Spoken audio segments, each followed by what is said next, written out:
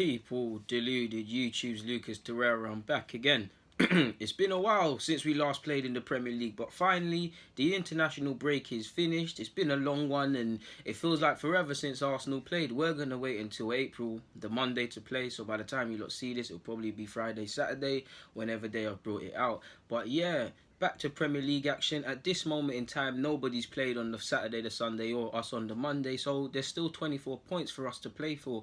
I know it's a feel-good factor. I'm excited like all you other Arsenal fans. Together with the Europa League, we've been on a good run. We've had a wobble previously, but we've hit form at the correct time, especially when others, our rivals in the top six, excluding Liverpool and City, card them lot are doing their own thing, have dropped points. So we're in a fantastic position. But like I said, 24 points still to play for. There's a lot of chopping and changing to be done from third to probably sixth within the league.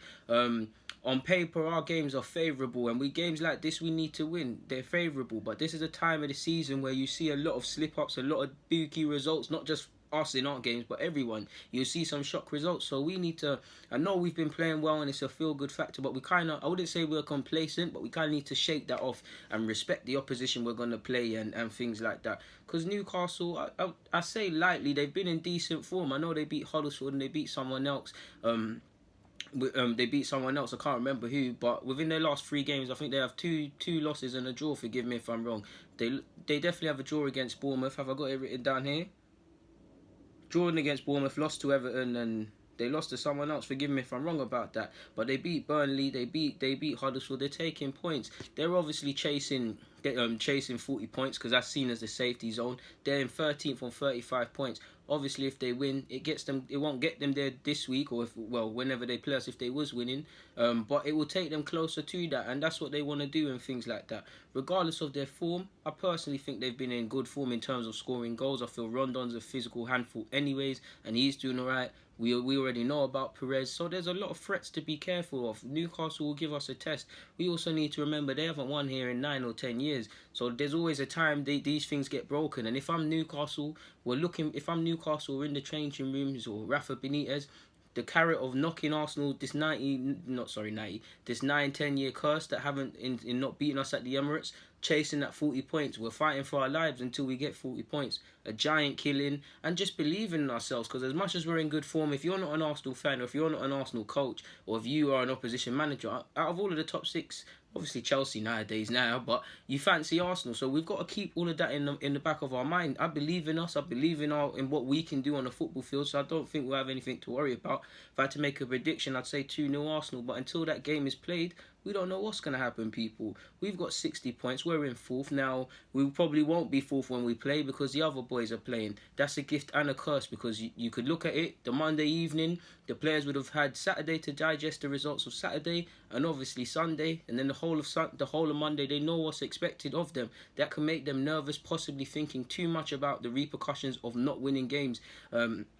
Or not winning games at this period. I feel personally this is the time where we need to obviously look around us, but we just need to focus on what we're doing. Because if you go into these games and you're consistently thinking, I don't know, Spurs beat Liverpool on Sunday, they're right behind us. United took points off Watford, or Chelsea took points off, I believe, Cardiff. That can have a negative effect, but the positive effect of that can also be, by the same logic, we know exactly where we stand come Monday evening, and we know exactly what we have to do. Hopefully Spurs lose. I mean, it's our rivals in Liverpool and Spurs. I don't want Liverpool to win the title because it's Liverpool. I don't want Spurs to ever win a match. A draw would be a perfect result. If it was possible for both to lose, that would be better. But we kind of need Liverpool to do us a favour, because we're on this moment in time until Spurs play, we're a point behind them, so we could possibly finish 3rd at this moment in time in March. So don't try and bring this up and make me look silly later in months to come, but we've got a carrot there. People are behind us. Obviously, I don't want to say you'd expect United to beat Watford, because Watford are a good challenge and Watford have been good, but you'd expect them to take 3 points at this period in the season. No disrespect to Cardiff. I believe Chelsea have Cardiff. Cardiff have been pulling off some results of recent, but if Chelsea are serious, again, Chelsea are capable of losing based on the recent run, and hopefully they do. They're more than capable of taking 3 points. So if United take 3 points, Spurs take 3 points, Chelsea take 3 points, we know exactly what we need to do. So, yeah, man. We're on 60 points. We've got a fantastic opportunity. I didn't think we'd get top four all season. I wasn't judging on Nuno Emery on top four. I was judging Nuno Emery on what he's doing now and getting us playing some sort of way and improving us in aspects. But it would be a bitter blow to his possible plans and to himself and to the players if, like I said, being fourth, technically they've done it at this moment in time if the league ended tomorrow. 60 points, 24 points to play for. The most favourable fixtures on paper, people. It would be gutting to lose top four from this position, and questions would have to be asked more so of the players and actually why it's going wrong. So we're in a fantastic position. We know we want to be back into the Champions League. We know the financial implications of being in the Champions League and not being in it, and the more we're not in it, the more it's going to wear off of Arsenal and what people have grown up with of Arsenal, of winning league titles and French players and our pool in terms of a club. I don't think we're going to lose it overnight. Same way United ain't won a league title in how long, and they've still, whatever way you look at it, had some world-class players in through the doors. But the longer we don't go for top four, the longer we start to feel the pain of these things. So we've got to do it. Obviously, some players have flown away and played in internationals and travelled a lot of air miles in their international friendlies. We've obviously went to Dubai. So there's been a lot of travelling and there's been a lot of chopping and changing, and the logistics team at Arsenal have probably had to work their asses off in terms of locating specifically every moment where everybody is. You've got Aubameyang failing to qualify for the African Cup of Nations. You've got Xhaka scoring a banger and then getting injured for Switzerland. You've got Ramsey for there. You've got Torreira playing wherever he was playing. Nene the same. So yeah, man, it's probably been a welcome break for Emery, probably just to breathe, because it's a tough job, and especially with what's at stake. He's probably been allowed to breathe. How much can you breathe? Because he's obviously went to Dubai. He's obviously had to keep things moving, innit? So yeah, man. We need to pattern up. We need to take 3 points. Shout out to Rafa Benitez. He's a legend in this management thing. Obviously, Isaac Hayden's a former Gooner. Came up through our academy. Played at the Emirates Cup whenever it was, and I'm so sure he made his debut against West Brom when all the other kids did. So it's always a welcome return, and it's nice to see he's built a career in the Premier League for himself away from Arsenal. That's what you want to see. So keep going, man. In regards to Newcastle, I know they're going to welcome back Lascelles. For Arsenal, I swear we're missing Torreira. I know it's been a long time, but isn't he technically suspended? I've seen obviously the press conference with Nuno Emery. He says Xhaka, the doctors are still assessing him, but he sounded quite bullish, so I think Xhaka will be involved in that. And also Xhaka said he would do his best via Instagram to be fit. Socrates, admittedly, I remember early on in the international break there was something there in regards to his fitness. I think he'll probably be fit. I didn't see anything from Nuno Emery on that. I could have missed it. Who else is there? Ramsey. I'm not too sure on Ramsey's fitness. I think he said Ramsey would be cool. I know Ramsey had a little knock for Wales and whatnot, and he travelled back to Arsenal. So we should still have the bulk of our players, excluding Torreira, available. Ozil doesn't play for Germany anymore. Lacazette, for whatever reason, isn't rated by Deschamps, so he didn't fly back. He didn't fly for France. So yeah, man, Koscielny's retired from international football. So some people have got rests and stuff. So we shouldn't be too tired. We should be able to shake the cobwebs off, and we have to get back into Premier League mode now. So my lineup would probably be, I'm not too sure. Do you know what? I'm going to go Leno in goal. I'm going to go Maitland-Niles fullback. I'm going to go Mavropanos. I think Mavropanos might start this week. I could be wrong and I might look silly, but something just telling me Mavropanos will start against Newcastle, man. I just have this weird feeling, man, that he'll start. But again, I'm not too sure. So like I said, Leno, Maitland-Niles, 3 at the back people, Socrates, Koscielny and Mavropanos in the fellow Greekman, with Socrates in defence. Obviously, Monreal and Kola is a toss-up. Probably go for Kola. I want to go for Monreal a bit because I'm going for an attacking team and he can attack and he's a bit better defensively than Kola. But what Kola gives us on that left-hand flank, or has given us this season, is like no other. He is our winger. He is one of the most creative players in this, and Newcastle are coming away from home. I think they'll have a goal, but within reason they'll remain, I'd assume they'll remain rigid, or some elements of their team plan or game plan will be to keep it tight, to be compact. And I think him dragging people out into wide positions, specifically the Newcastle fullback or the winger that has to go back with them, can create situations where they're out of position for the likes of Aubameyang to link up well and exploit the space. Lacazette, Ozil, and you lot can paint the other picture where you want to go in it.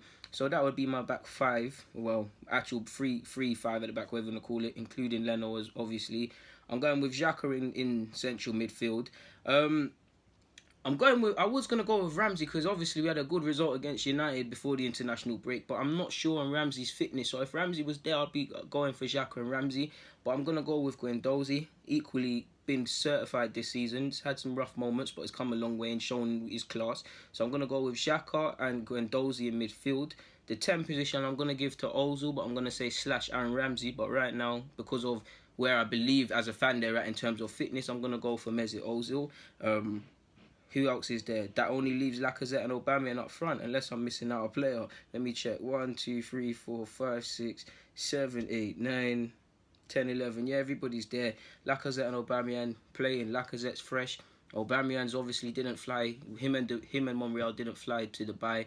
I know Aubameyang suffered not being able to qualify for African Cup of Nations, so he's not going to be as fresh as Lacazette. But I would more or less go out there with the same team that played against United. Again, I don't feel fans are complacent at all, but I do think we need to remember that there's still 24 points to play for. There's still a lot to go in this season. We have to respect Newcastle, and we should be confident because of how we've been playing and what we've done in recent games, but we kind of need to forget about that really and truly. And after this international break, it starts a clean sort of fresh thing, because Newcastle, I expect to beat them, but they're going for 40 points. They ain't won there in 9 years. It's a big game, like 9 times out of 10, top 6. I know people say Arsenal's a soft touch, but teams don't expect to beat anybody in the top 6, so they've got nothing to lose. So some players might try things that they necessarily wouldn't. Hopefully not, but yeah, if Isaac Hayden starts, he wants to prove something to his team. Obviously, you've got Rondon, you've got all of these players. I'm sure, no disrespect, they've got ambitions to play better than Newcastle, or they want to show that they're top players, so they're going to be up for games like this. It's at the Emirates, we're better at home, our fans will be up for it. So I expect us to do our thing, man. For some reason, I just think Mavropanos is going to start. It'll probably be Mustafi in real time, but I just feel for some reason he might start. But in regards to the Newcastle versus Arsenal preview, I expect to win, man, and we need to keep doing our thing. Obviously, you've got Ayoze Perez and you've got Solomon Rondon, who's been scoring recently, and regardless of him scoring or not, because there was a time he was not scoring at all, he's a physical handful. So if Mavropanos does start, it's a good test for him, and that's the test you need. I don't really condone right now too much chopping and changing in the side. We're in good form. I believe in playing through form. So maybe if Mavropanos won't start, but something's just telling me he's going to get some football now, man. I know I made a video saying when are we going to get it, so maybe I'm a bit crazy, but I just feel he might start, man. I'm not the manager, and he probably won't start, but that's what I feel. In regards to the preview, though, people, thank you for sticking with me as always, and yeah, that's Arsenal versus Newcastle, the preview. I'm out of here, man. Yeah, bang.